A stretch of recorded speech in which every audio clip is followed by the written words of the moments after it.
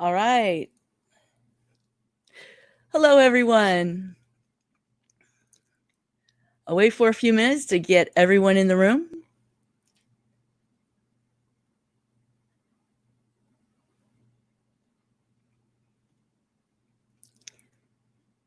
Welcome.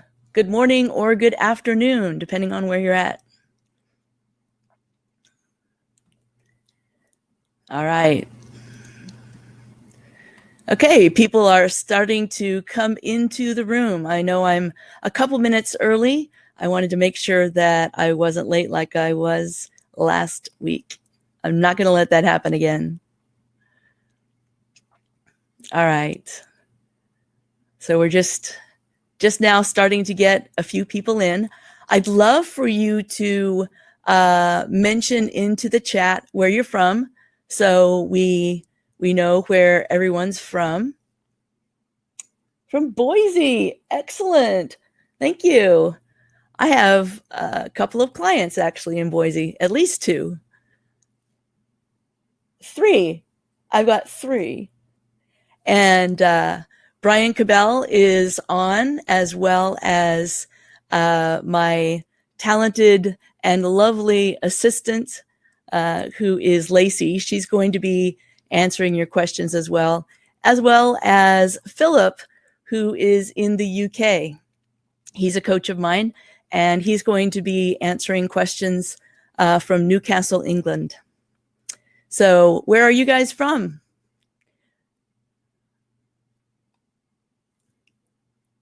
Toronto, Canada. Oak Park next to Chicago. I'm very familiar with where Oak Park is. Had a client there once. And we are in Kansas City, Missouri, or the Kansas City, Missouri area. We're right in the heart of flyover country. All right. Okay, I think we've got enough people that I'm going to go ahead and get started. So let me start first by asking you if you're finding that the job boards are holding very few of the jobs that you're highly qualified for, that you'd really like to have. I'd love to see your answer in the chat. I'd love to find out. So how many of you are finding good jobs on the job boards, or has it completely dried up for you?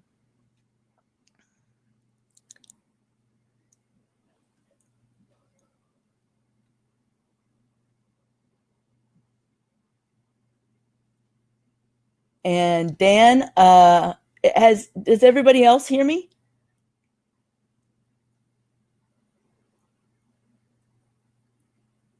There we go. Okay. Very few jobs in general. So I guess people are hearing me. So very, very few jobs in the job boards. So let me ask you this. How many of you feel overqualified for the roles that you're finding that are publicly posted? So another show of hands in the chat, or give me your answer in the chat. Are you finding that you're overqualified? If so, just say overqualified. If you're finding jobs that are a perfect fit, just say perfect fit.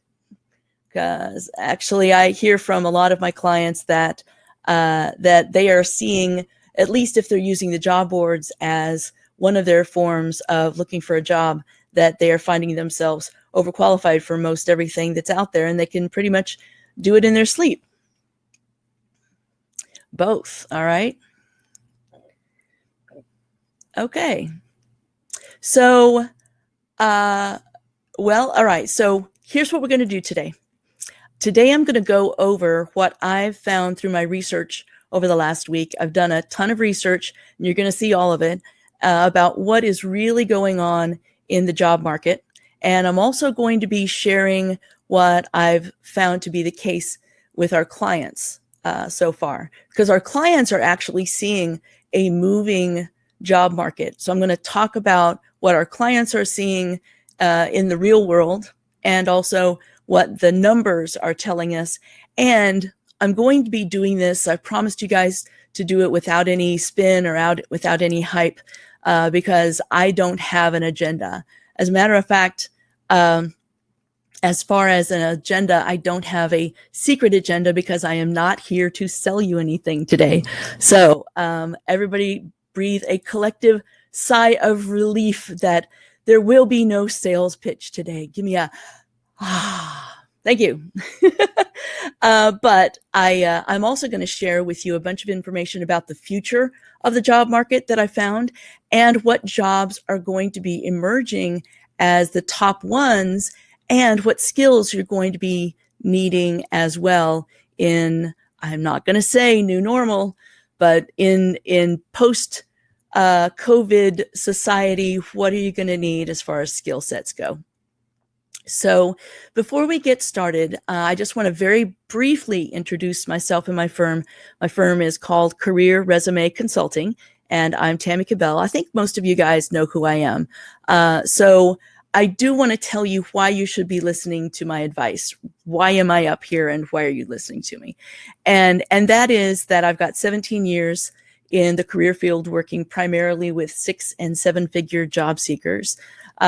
We are not recruiters. So our firm works on behalf of the job seeker and not in the best interests of the companies that recruiters work for. So we're working in your best interests.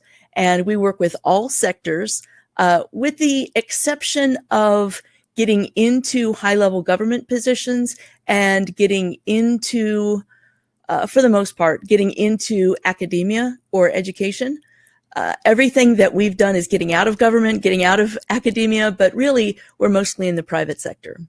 So, and after we get done today, I'd love for you to check out my YouTube channel while you're here on YouTube, because my channel has over 200 advice videos on everything from how to create a great resume to how to conduct a perfect interview. There's a lot of interview advice on my channel, and you can just type in Tammy Kabell, Kabell, and you're going to find my channel on YouTube. And so feel free during this time to put in some questions, because these questions can be answered by my team live today. And then also I'm going to be looking through the chat logs afterwards, and I'm going to make sure that I answer these questions either by email personally to you or in our next session together next Friday. So let's dive into the numbers of the current state of the job market. I've got some fun charts to show you that we put together late last night and very early this morning. And then after we do that, I'm going to answer some of the questions that you guys submitted throughout last week and this week. And I guess one more thing, Lacey, can you bring up the first poll? I would really like to know, and this poll is very it's anonymous, so it's not going to show your name or anything, but I'd like to know of the if you could click on the poll, it will give how many people are furloughed and how many people are laid off. So I'd love to, or how many people are still working. And if you're laid off or furloughed, have you been laid off since before COVID or since COVID, after COVID? All right. Very interesting. It's very evenly mixed. Very evenly mixed. I like that. All right. So about half, a little over half of the people are unemployed and half of the people are employed. Now that's an interesting mix, because usually our clients are lately they're about 75% employed and 25% unemployed. So we've got a different mix here, which I really like. So thank you for answering that. All right, so let's get into the brief slideshow that I made for you. Something to note is that the unemployment numbers came out today, and the information that I put together was actually put together late last night and very early this morning. So I didn't get a chance to put in there the new unemployment numbers, but I would like to explain those before we get started. Unemployment was at a record high of 14.7%. I believe that's as high, if not higher, than it was in the Great Depression. And there were 40 million people that had been laid off or had collected unemployment since the start of COVID. And that dropped from 14.7 to 13.3%. And 2.5 million people went back to work, or, quote, had jobs created for them. That's probably the biggest job creation number that has probably ever happened, I think. All right, so I want to get back to the chat so I can see what's going on. All right, and I'm going to start the slideshow. So give me just a second to start the presentation. All right, great. So this is the current and future state of the job market. You're going to see a lot of graphs, and I'm going to go through this pretty quickly. I think we've got 15 or 17 different slides to go through, and I'm only going to spend a minute or two per slide, if that. And also know that at the end of this hour, we're going to have these slides available for you as a PDF if you'd like to keep them. You might want to keep them because of the skills and the jobs that are going to be needed in the upcoming months and years. So the first thing I want to start out with is I had a question from someone about Midwest employment. And sorry about that. So I wanted to show you Midwest unemployment. The United States, this is a April 2019 to April 2020 percentage change, because that was the latest stats that I had as of last night. So as you can see, there's a 294% decrease in the United States overall. And people wanted to know Midwest unemployment. So I can tell you that we're in the Midwest, kind of right there in the middle. We've got Michigan, Indiana, Wisconsin. Those are some really high unemployment. Ohio is high unemployment. In other words, this is a percentage change from April of 19 to April of 2020. And since if you look at the average over the United States, it's about a 300% change. And there are only a few states, Ohio, Wisconsin, Indiana, Michigan, that are above that. And Michigan is a whopping 396.8% change to the negative. So just wanted to share that with you, because there was actually a couple of different people wanted to know region-wide, as far as the middle of the country goes, what it looks like. So I want to show you just very quickly what the monthly unemployment rates look like. And this, as you can see, it was ticking along pretty low. We were under 4% for quite a long time. And then March happened, and then boom goes the dynamite, and April happened. And so it went up to 14.7%. Just very, very quickly. Now we're going to see that go down to 13.3%, I believe, for the next month, for May. So that shows you what a dramatic increase that is. It just kind of puts everything in perspective there. And I also want to show you, let's see, I can make myself go to a different part of the screen. There we go.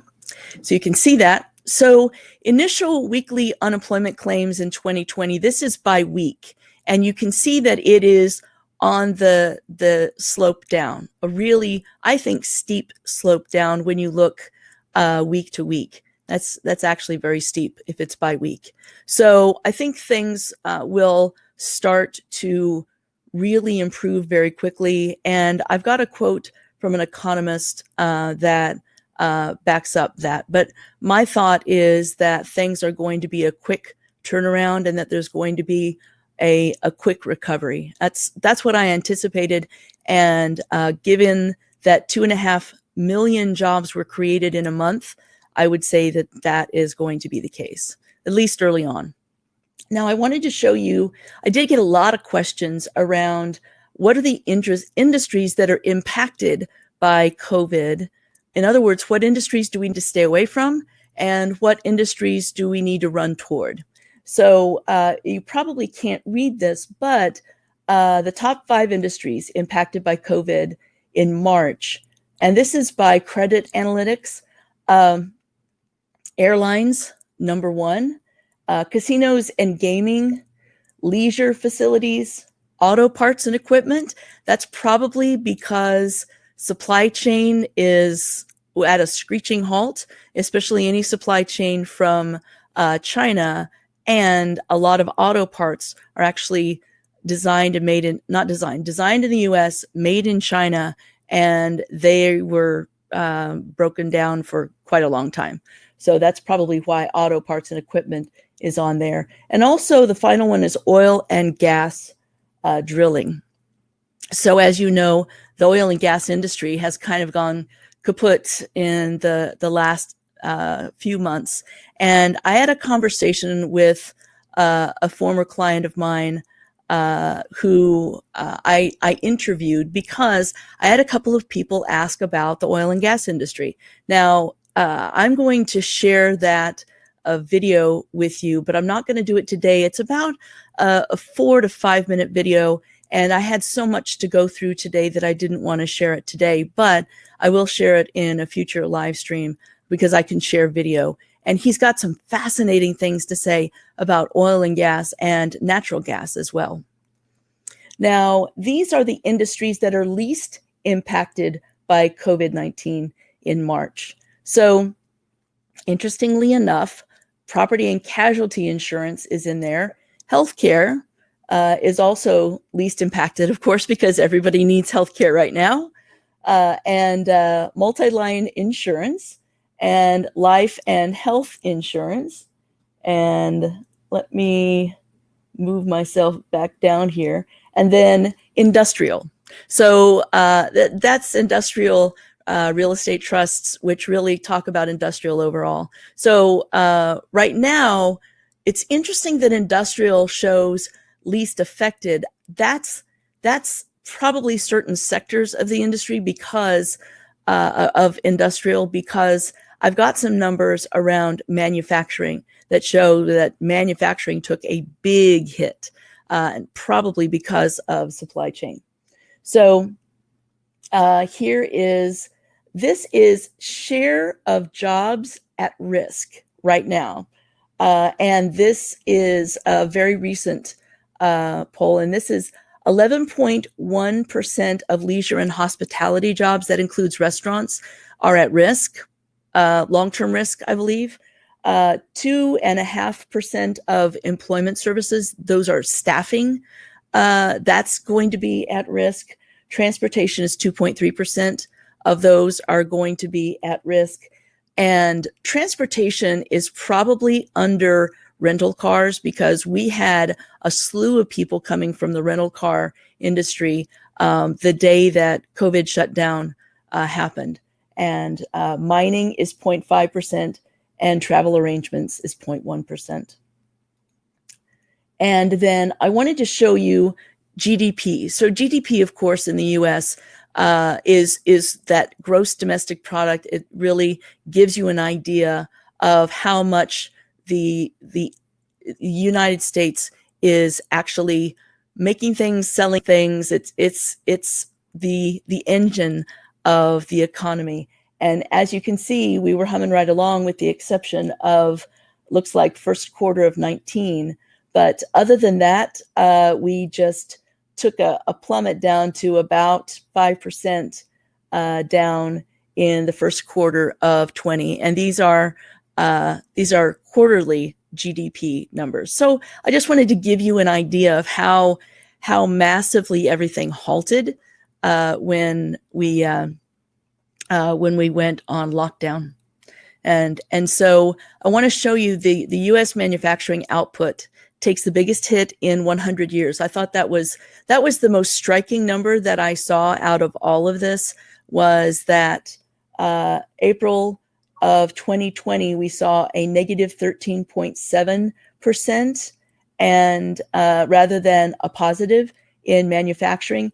See, manufacturing is one of those, it's like farming, manufacturing, construction, healthcare. When you look at the biggest job creators in the United States, I read the Bureau of Labor Statistics report every month. It comes out the first Friday of every month, and you just go to bls.gov and you can read it the first Friday of every month. It's boring as hell, but it will give you some really good information. There's a lot of insight to be found in there. But I see every single month, it's always showing, really, when you're talking about non-farm payroll, they're looking at mainly healthcare, manufacturing, and construction as being the top drivers of the economy. And manufacturing just went completely out the window. And a lot of it is because supply chain stopped from China. A lot of parts are made in China. And this is from the Board of Governors of the Federal Reserve. And I also wanted to mention down here at the bottom, it says Statista. I'm going to show you a screen print of that coming up here really soon. Statista is a really great statistics website that gives you infographics, statistics about everything, not just the economy, but all kinds of stuff. Like, what's the average price of a Big Mac across the world? I mean, just the craziest stuff, but I really geek out on that kind of stuff. So if you like statistics or you want to know stuff that you'll never have to use except maybe playing Trivial Pursuit, I would recommend getting a subscription, a free subscription to Statista. I wouldn't pay for it, but there is a lot of free subscriptions. I subscribe to the infographics one because it gives me some pretty easy, pretty pictures, right? So here's the monthly change in the manufacturing sector employment. And this is from April of 2019 to April 2020. And you can just see these are the monthly numbers. As you can tell, it's very flat. And then all of a sudden, negative 1,330, I'm assuming percentage change. Yes. The month over month change in thousands. So that's 1,330 in thousands. All right, just wanted to show you the manufacturing sector employment.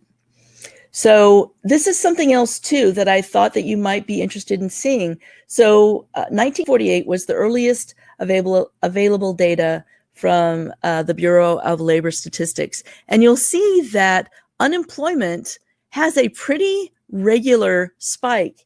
And as we get closer to 2020, the spikes get about every 10 years. See, you notice one here around 1980, one a little after 1990, one a little after 2000, one a little after 2010. So we were due, although we didn't think it was going to be anything like this. So now we're at 14.7, which is, of course, now 13.3. So we're getting over it very quickly. So I just thought that might be interesting to look at. And then I loved this chart because it says unemployment rate, how low can it go?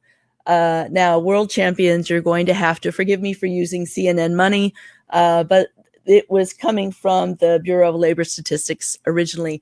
The reason that I thought this was quite amusing is because it says, will we ever see 5% unemployment again?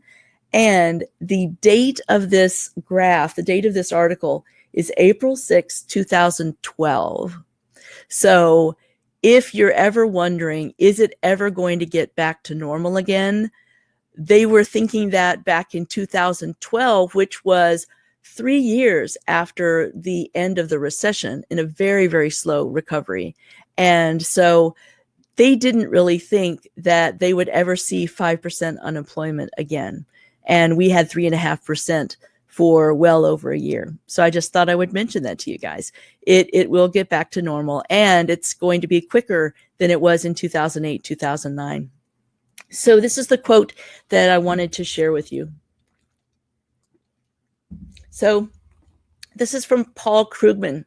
Paul Krugman is I don't agree with everything that he says. However, he did win a Nobel Prize in economics and I did not.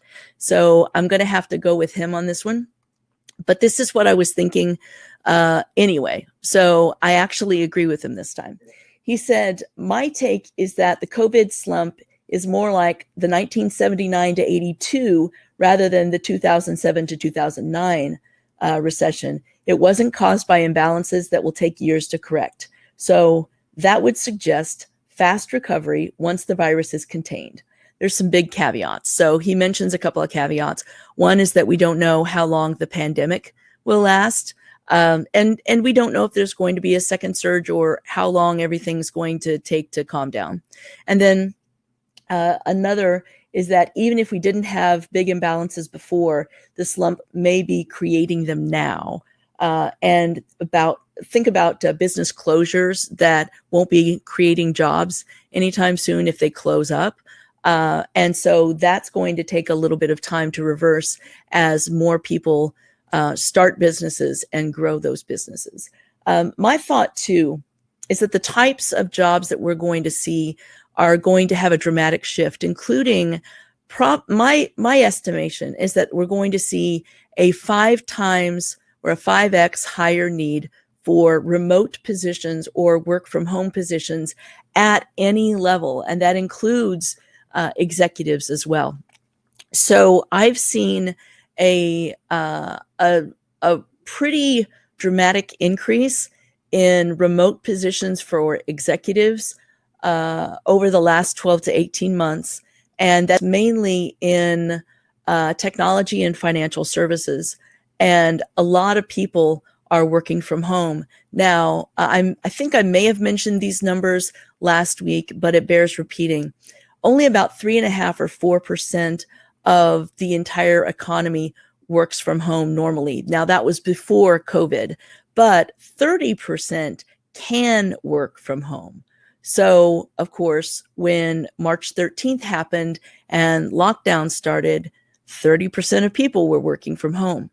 I do believe that that's going to level out as people get back to work. I think that's probably going to level out at around 15, possibly 20%. So even at 15%, we're talking about a 5x increase.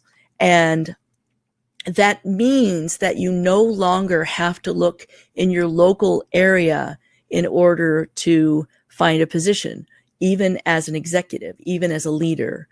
You can find something where you're in Poughkeepsie and they're in New Jersey, or, you know, I think that's every, or maybe they're overseas, you know, and so just know that the whole world is your oyster now, and there will be a lot more people working from home than I think has happened ever in the past, with the exception of the lockdown. So now we're going to talk about what you really came here for. What kind of jobs are in demand post-COVID? And I got this from a variety of sources online, all of them reputable. I just didn't want to list all of the different sources.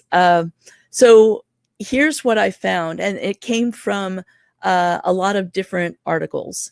And so we're going to go through some of these. There's a few pages. Jobs in fitness trainers and instructors, jobs within supply chain. That's going to be huge. If you know anything about supply chain, you need to get on the job market, because you could probably make a whole lot more money than you're making right now. No matter what you're making, you're probably underemployed or paid lower than what you could be making right now, because people, I can tell you there is a hot need for people who understand supply chain and logistics. So just know that this is a really good time to be in that market. And then jobs in healthcare, registered nurses, physician's assistants, nurse anesthetists. I was worried about saying that. Nurse midwives and nurse practitioners. And then this is some other variety of sources. Jobs in software, such as developers, jobs in marketing. There are going to be a lot of companies that want to catch up because they've been stalled for 2 to 3 months. And so a lot of jobs in marketing, advertising, promotions, and marketing managers are going to be needed in the next 6 months. And I also found, just kind of as an aside, nearly 60% of employers would consider changing their work from home policies if their workers were able to maintain productivity, according to a survey in March from Monster.com. I thought that was interesting that 60% of employers would consider changing their work at home policies. And what I'm hearing from my clients who are leading teams that are having to work from home remotely for the first time, that by the third week of shutdown, they were as productive as they were before. So I think that there will be more and more companies, not just technology companies, but really a lot of other companies that will also be allowing their people to stay home once they've gone home. So you could always bring it up with your manager if you're working at home and you find that you like working from home. Now let's talk about skills that are in demand. This came from a Forbes article in May, and adaptability and flexibility was their first one listed. Tech savviness, because COVID is fast-tracking digital transformation. So if you have any experience in digital transformation or tech savviness of any kind, that's going to be very, very important.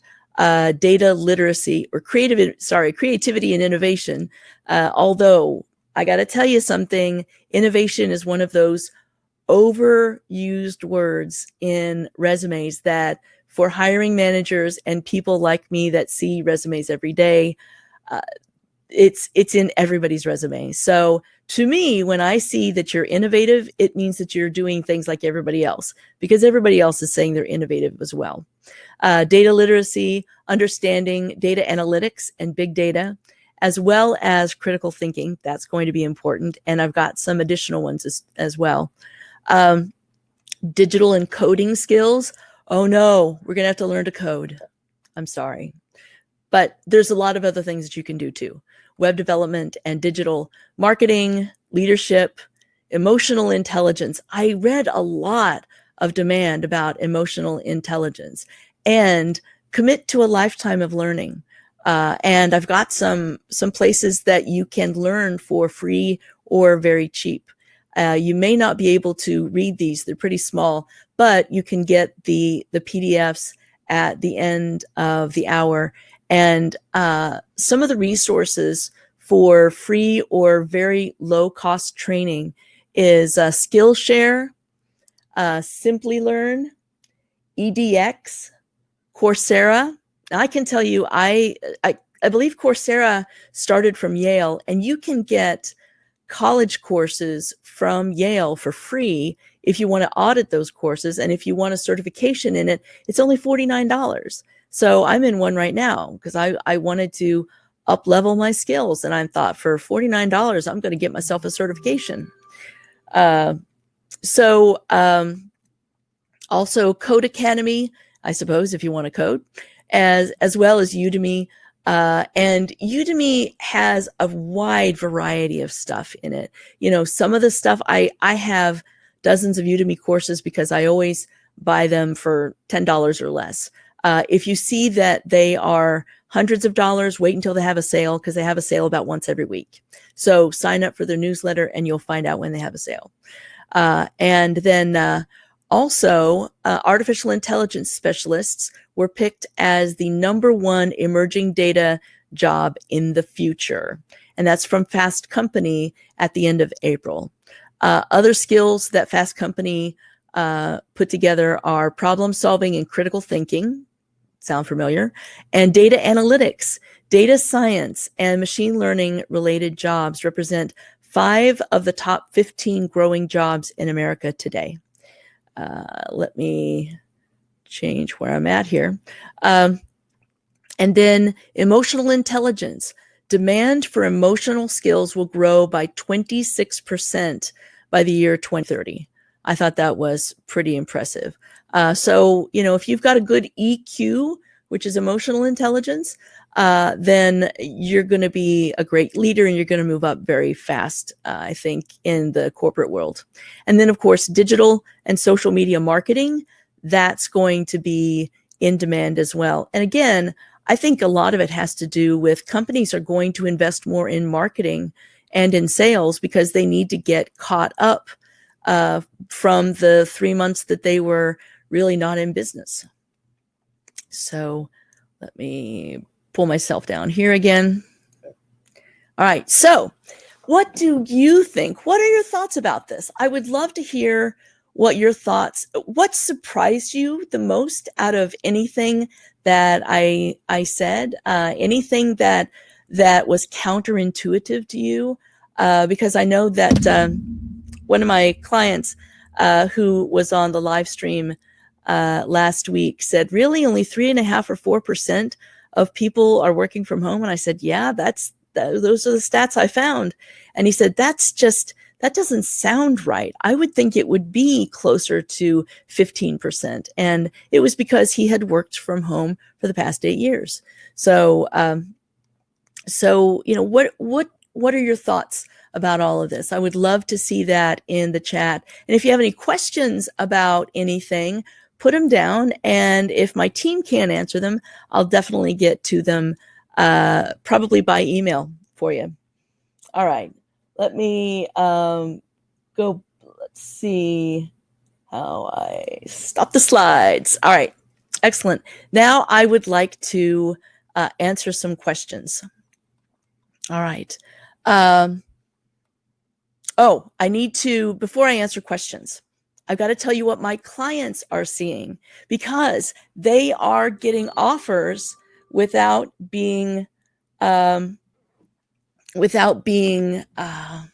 seen by anybody, with the exception of Zoom. So they are actually getting offers. Okay. There was a chat question that said, how do you list EQ on a resume? It's an excellent question. So I would say high emotional intelligence is how I would list it. Because if you say EQ, most people will think that's jargon and they won't know what you're talking about. So I would say high emotional intelligence, or adept at emotional intelligence, something like that. But I think high emotional intelligence would be the way to say that. Okay, so as far as my clients getting offers, we've had 2 people very recently get, one got an offer, one got second place, runner-up, which rarely happens with our clients, but he was very deserving of the job. He came in runner-up, but they never brought him to, he was remote and he was going to be actually moving, and they decided not to go with him. But had he gotten the job, he would have never gone down to see them in person, face to face. They only saw him via Zoom. And I've got a client who should be talking to his new boss today, and he's going to be getting an offer. They've already given him a verbal offer. Now they're just going to put it in writing. And he has never talked with anyone outside of Zoom or a phone call. And, he's probably going to be in the, I would say, 300 to 350 range for total compensation. So even at a high level, employers are hiring, having not seen you in person, which I think is great. Business is still happening, and conversations are still happening. I mentioned last week that a lot of the conversations that are happening are just exploratory conversations with the person that will be your boss in companies that you want to work for. And if you reach out to them and actually connect with them and then invite them for a conversation, as long as you do so with some finesse and a little bit of nuance rather than just pounding them over the head with your resume, I think that you'll be able to get some conversations as well. We're finding that to be quite successful, even in COVID times, which was really surprising to me. So Now I'd like to go into the questions from last week that I didn't get to, and some that came in this week. And before I do, I have another poll question that I'd like Lacey to put up, and that is, I've got 3 different scenarios, and what we find is that most of our clients fit in these 3 different scenarios. Which, let's go into poll. There we go. Which of these situations best describes you? So I've worked in one place for many years, and I've never had to look for a job at my level before. So I'd really like to know if that's you. And then second, I'm looking to make a big move up in my career and make a whole lot more money because it's about time. And then finally, I feel undervalued, underappreciated, underpaid, definitely, and I'm in a dysfunctional or even toxic environment, and I have to get out of here. So this is completely, I can't tell who it is that's putting that. So I would really like to know how it shakes out with my audience. I'd really like to know who's ready for a big move up and who just wants a plan because they've never had to look for a job probably in their lives. That's always a good portion of our clients. So I appreciate you filling that out. That's good to know. All right. So now let me get into the questions. And I want to mention a question that I got that touched me really, really deeply, so much so that I'm going to make it at least the first half of next week's live stream. Let me read this question. Please speak to the psychology of job seeking, interviewing, and negotiating. Sometimes I feel defeated before I even begin, anxious that my skills and experience aren't right or aren't enough. And I think I should feel like I own my experience, but all I can think of is, please give me a job offer. I hear that so often. So I want to make that part of next week's presentation. I want to spend a good amount of time on that because that's mindset. And mindset is everything. If you don't have the right mindset, you are not going to find your next position. So that's going to be the first half of next week's presentation.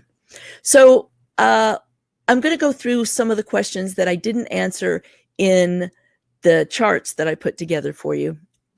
One person asked, how do you explain job loss due to the pandemic or company layoffs during the interview process? So in the interview process, what I found is that if you don't make it a big deal, then the person you're talking to is not going to see it as a big deal.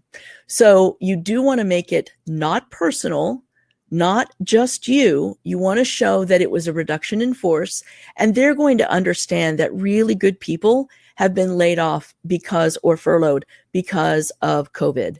They're going to understand that you can be a top performer and because of a change in direction or because of the industry that you're in or a wide variety of things that have nothing to do with you, that you were laid off, you had a reduction in force. So the way to make sure that it's not taken personally and it's not a bad reflection on you is to make sure that you say, yeah, me and most of my team got let go, or all of my team got let go. As long as you show a large number of people that were also let go at the same time, then it's not personal and you can still be a top performer and get laid off. You never bring personalities into it. You would never say anything bad about your employer. I usually want you to be completely upfront with every single employer because they have to know what they're buying. It's kind of transparency in hiring you. But the only thing that I don't want you to do is bring any kind of personality like a bad boss into the situation. Do not bring personalities into it because the employer doesn't know you. And so if they don't know you, they don't know if you're the problem or your bad boss is the problem. So just make sure that it is impersonal, that a lot of people had it happen to them, and that it was as a result of COVID, or even if it wasn't a result of COVID, that it happened as a result of a change in leadership, a change in direction. People who don't know you laid you off because the people that knew your reputation were no longer there. Something like that. That's the kind of answer that I would give. And then I think I answered this one. How has the recent pandemic changed how companies conduct interviews? Yeah, they are hiring without seeing you in person. I've never seen that. I've been doing this for 17 years, and I've never seen, well, very, very rarely have I ever seen a legitimate job offer without seeing somebody in person. Usually they really want to know who you are in person. But the pandemic has changed things. And then also, I think that there's going to be a lot more remote workers. So that's going to change the way companies conduct interviews. They're not going to look just locally. They're going to look probably nationwide, and maybe put information out on their website, or maybe on LinkedIn job boards, or wherever the open positions are that you go after. They may be looking nationwide for someone who could be anywhere in the United States. Now, I really haven't talked about outside of the United States. Right now, we've got clients in the UK and in Australia. As a matter of fact, we just, one of our clients in Singapore just got a new position. And listen to this.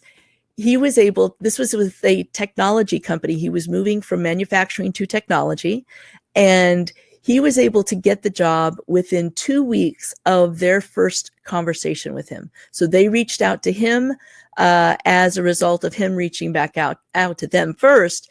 And then within 2 weeks, he got the job. And that one is a several $100,000 job as well. So things are happening fast. Now, that's in Singapore, but if you have questions about the UK or the EU, just ask Philip, because he's on and he can answer any questions for you. Hold on just a moment.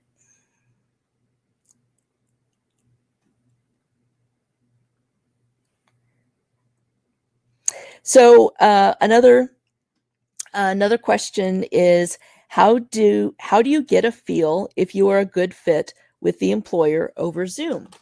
Great question. And it is all in the questions that you ask them.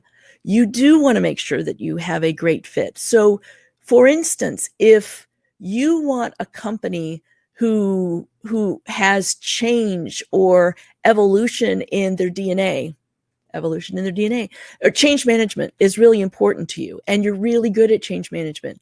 So you might ask an offensive question when not in the first conversation that you have with a company, but when you're talking to the hiring manager in one of the last conversations you have with them before the offer.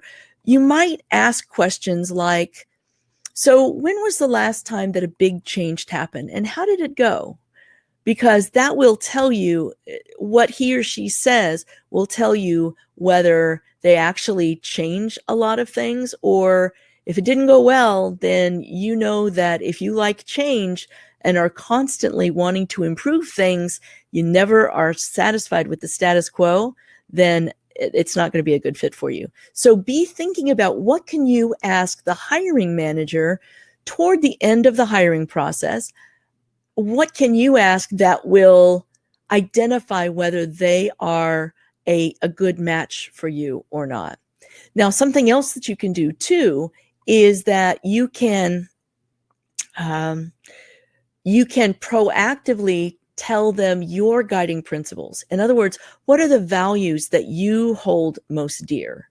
If quality and excellent customer experience are really important to you, you need to say that very early on in the process. And you say it proactively, whether they ask you, what are your values, or what's your work culture like? You want to tell them what your guiding principles are, those things that you hold very dear to you. So let them know what's important to you so that they can then tell if you're a good fit for them. If you are a good fit, it's going to make you that much more attractive because you proactively told them what you're good at and what you really like to do.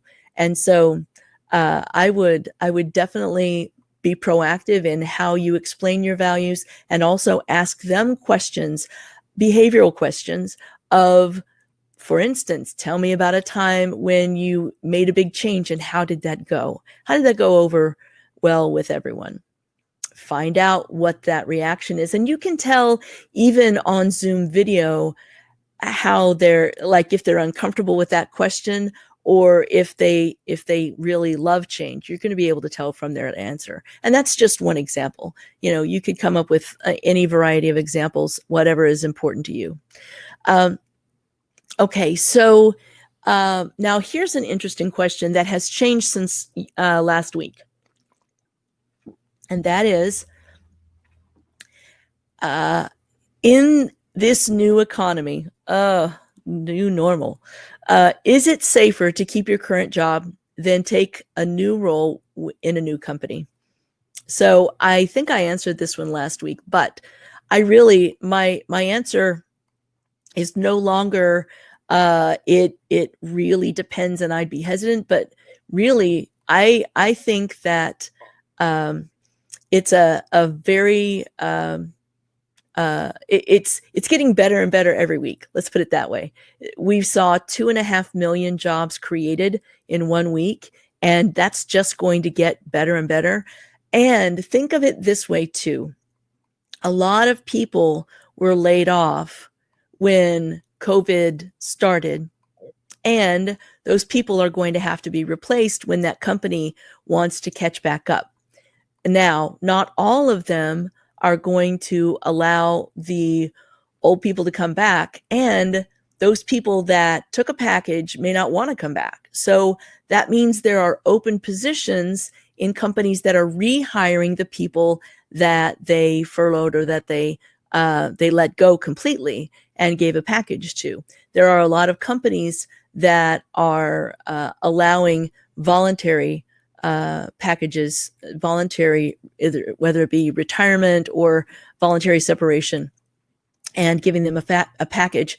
And so that means that those people will need to be replaced when things kind of start to get back to normal, which they are very quickly.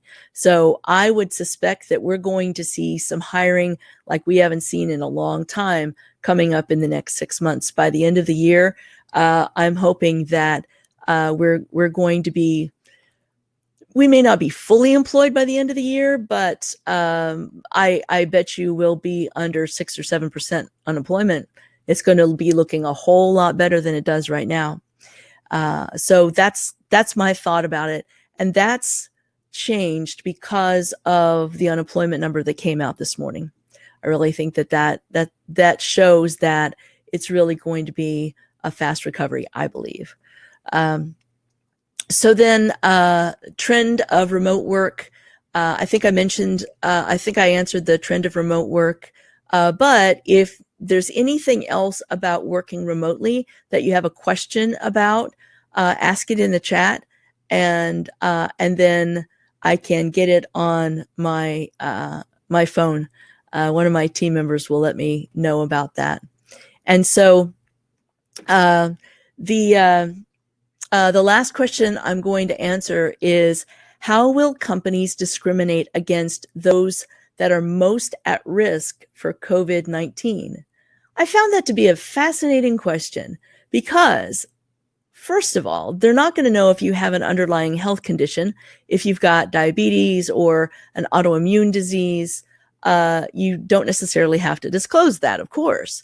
But as far as age goes, if the question was around ageism, it really is, I will be very interested to see how there is ageism, and there always will be.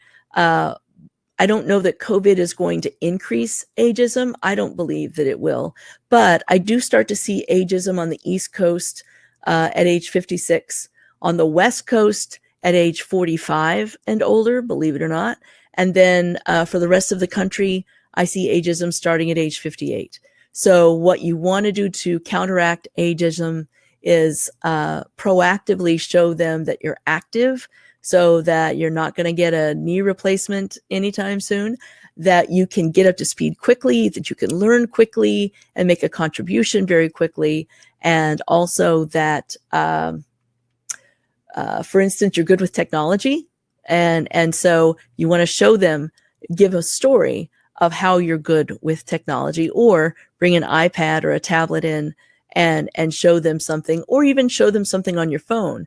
If you're texting on your phone when they come out to greet you, then they know you're good with technology. And please, for the love of all that's beautiful, if you've got a flip phone and you're 65, get rid of the flip phone. You do not want, and I'm telling you this because a year and a half ago, I had a client who had a flip phone, and like, nope, that's not good. That's not good. And you also, even with iPhones or Androids, you don't want to have one that's maybe 15 years old or 10 years old. So you want to be able to overcome any thought that someone may have about you if you're older that they may not want to say. For instance, if you're in your 60s, you might say, I'm looking for a place that I can work for another 5 to 10 years, so that they're not thinking, well, when are you going to retire? Are you just going to want a year or two and then retire? So there's that. So that's I hope I answered that one in the way that the information that you wanted it, whoever asked for it. And now I'm not here to sell you anything. However, just like last week, I do want to offer my husband up for bid. Actually, he's free. If you want to talk with my husband, let me go ahead and schedule a talk. Yeah, if you want to schedule a talk with Brian, we would love to talk with you. And Brian is our Chief Client Officer, and my husband, he's a partner in the firm.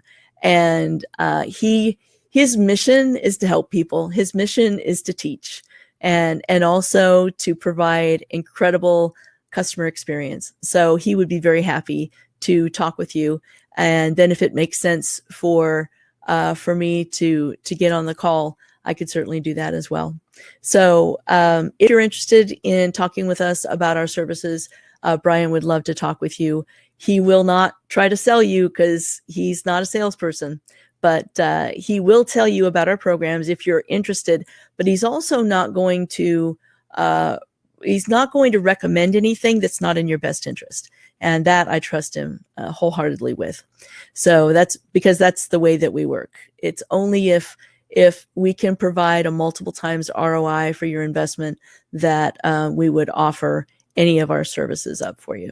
So that's what I've got today. If there are any remaining questions that you'd like me to answer, I wanted to get this in under 60 minutes because I know a lot of you are on your lunch hour. So I wanted to be able to wrap it up as far as the presentation goes, but I'd be very happy to answer a few more questions. If you've got some questions that are coming in that the team isn't able to answer, I'd be very happy to answer those. So for the rest of you, I hope to see you next week. I hope you enjoy this. Please let me know how you would liked it. Let me know if this information was really, if it was helpful for you. I really want to know if these live streams are doing you any good. And so I would love to know if you've really enjoyed it, if you found it helpful, maybe what was the most surprising thing or what was the most helpful thing, even when it comes to the questions. If you've got other questions, you can email me, and Lacey can put my email address in the chat box, and it's Tammy, Tammy, @beyondjobsearching.com. And so, and our website is careerresumeconsulting.com. We've got so many free resources there. So if you want to take a look at a resume template, sample resumes, some instructions. I mean, some of it is just, you just download it. You don't even have to provide any information. And then some of it is you just put in your name and your email address, and then you can get, there's information on networking, there's information on how to build a LinkedIn profile, information on interviewing, lots of information on our website. Oh, the PDF handouts from the chat. Yes. Let's see, that's under files. So let me, oh, it's shared. It's being shared right now. Thank you. Lacey must have done that. Yeah, thank you. So there is the current and the future state of the job market in a PDF form. So it's all that information. All right, they're being shared. Excellent. Any questions I can answer for you? I see there's a hand being raised. Let me see. If Laura Adams is still on, Laura, your hand is raised. I would be very happy to talk with you. Nope, there's no request pending. She may have dropped off. That's all right. But if there's anybody else that has a question that you want to raise your hand, you can raise your hand to speak in right next to the chat. So anybody want to raise their hand to speak to me? I would be very happy to speak to you. Nope. Okay. All right. Great. Well, I think that's it then. And if I do want to get your feedback. So if you haven't given your feedback yet, I would love to know if it's something that you would really want to continue doing. I like doing these. So looks like we've got a couple of people that want to talk. All right, you are live. The one that said Tamara Kabell? No? Okay. All right, I'm going to, there's somebody in waiting by the name of DA. So go ahead, DA.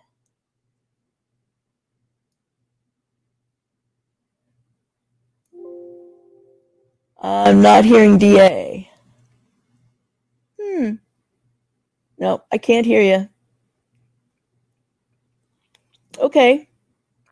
All right. Anything else? We are coming up on the top of the hour. People are requesting to speak. Anybody else that would like to speak? I hope this works. All I have to do is accept, and then it's ready to go.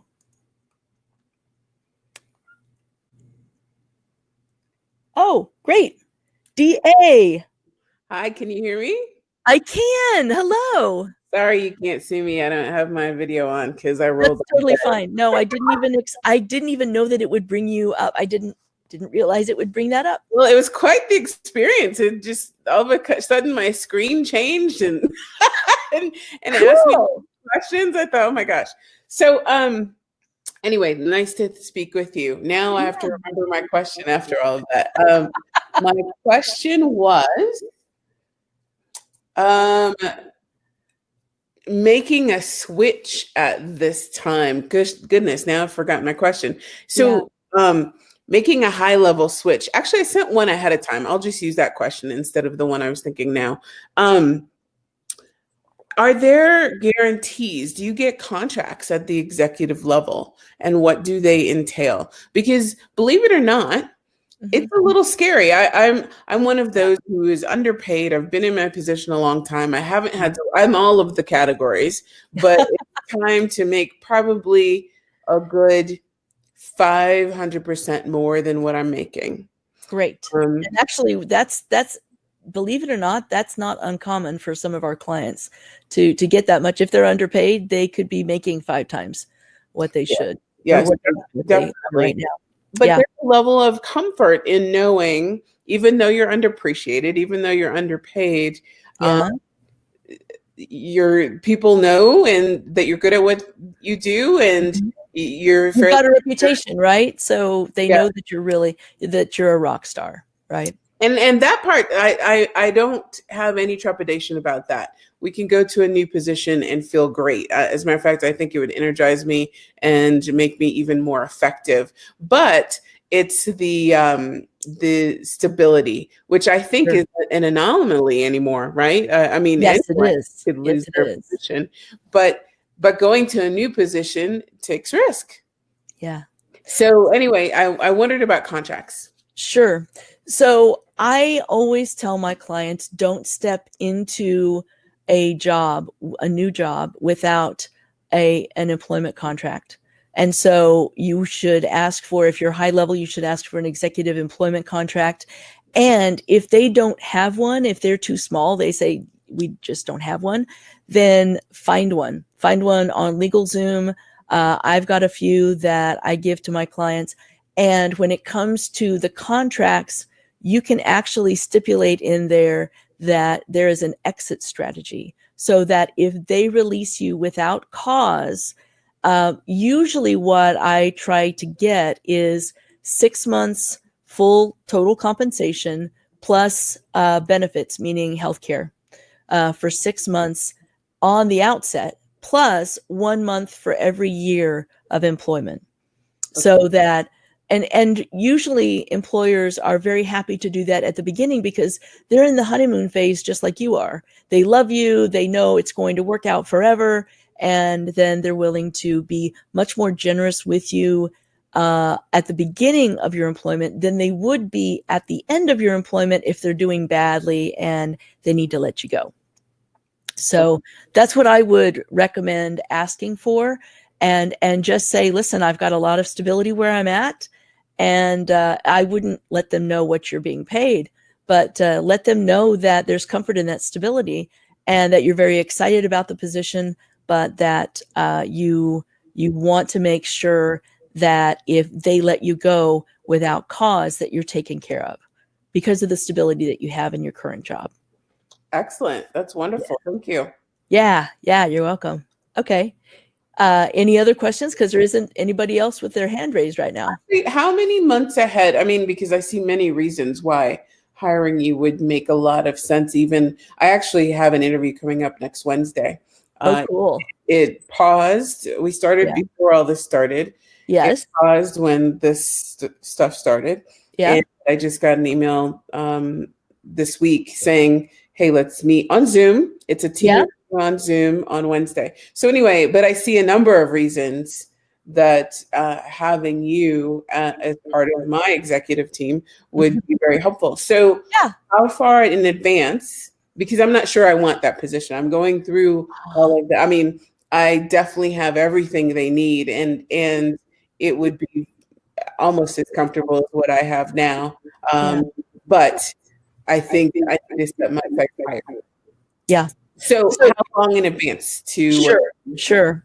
If you were starting a search from scratch, the branding process usually takes 4 to 6 weeks. However, I do work with people just in interview and negotiation coaching without doing the branding. If you're in a hiring process or you want to hire me just to support you through interviews and then also help you negotiate. And that package it's got a full money back guarantee because I always make you multiple times, especially if you're worth 5 times the amount that you're making right now. You know, that would be very easy. And so I help people just in time coaching. And then we also, if you're doing search from scratch and you really need an overhaul of your personal brand, which would be a couple of different styles of resume as well as a great LinkedIn profile, because that's more important these days than a resume. And so that takes about 4 to 6 weeks to do, as well as a new introduction. and your stories. We want to make sure that you've got your stories in place. So all of that is part of the branding process. So go ahead. Sorry. No, go ahead. If I'm interviewing next Wednesday, yeah, how much can we get in? I'll be around this weekend. So yeah. Do you have my email address? I do, but if you give it to me, I'll write it down here. Okay, it's Tammy, Tammy, at beyondjobsearching.com. And email me. I'm actually booked until about 6:30 tonight, but I'd be very happy to talk with you tomorrow morning. That's perfect. Okay, excellent. What time zone are you in? Mountain. Okay, great. I'm in Central, so that's perfect. Okay. Thank you. All right. Yeah, definitely. Okay. Well, I'll talk with you tomorrow morning because I've got a couple of people that have their hands raised. Excellent. All right. Okay. Thanks. Enjoy. All right. Thank you. Talk to you soon. Bye. Okay, Michelle, you are next.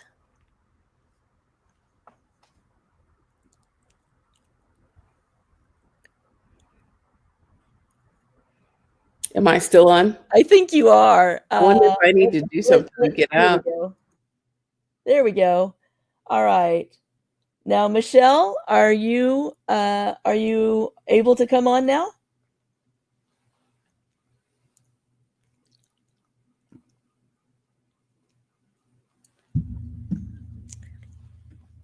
Okay, I'm going to give Michelle just another 30 seconds or so because we've got somebody else on deck as well by the name of Jeffrey. So, Michelle, are you able to come on?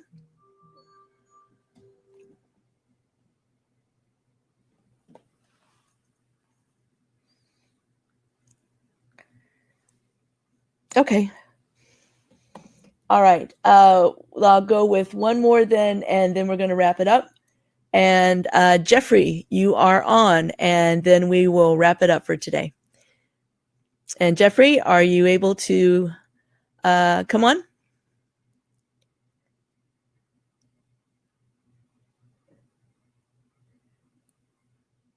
All right. I'll give you just a few more seconds, and then we'll wrap it up.